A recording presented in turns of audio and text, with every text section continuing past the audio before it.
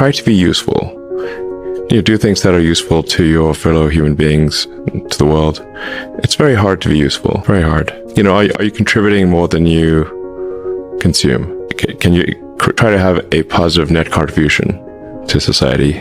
I think that's the thing to aim for, not to try to be sort of a leader just for the sake of being a leader or whatever. A lot of the time, the people you want as leaders are the people who don't want to be leaders. If you can live a useful life, that is a good life.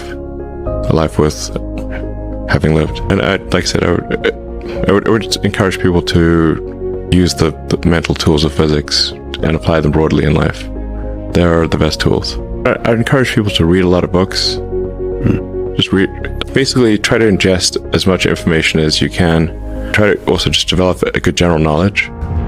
So you at least have a rough lay of the land of the knowledge landscape. Try to learn a little bit about a lot of things, because you might not know what you're really interested in. How would you know what you're really interested in if you at least aren't doing a peripheral exploration broadly of the knowledge landscape, and you talk to people from different walks of life and different industries and professions and skills. Like I said, I would encourage people to read broadly in many different subject areas, and then try to find something where there's an overlap of your talents and what you're interested in. People may be good at something, or they may have skill at a particular thing, but they don't like doing it. Mm-hmm. So you want to try to find a thing where that's a good combination of the things that you're inherently good at, but you also like doing.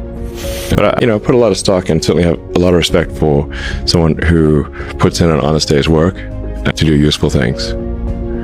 And just generally to have not a zero-sum mindset, or have more of a grow the pie mindset.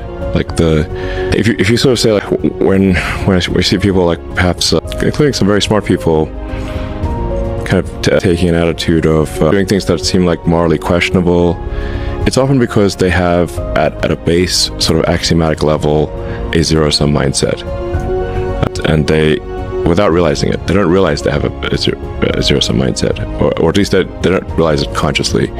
And so if you have a zero-sum mindset, then the only way to get ahead is by taking things from others.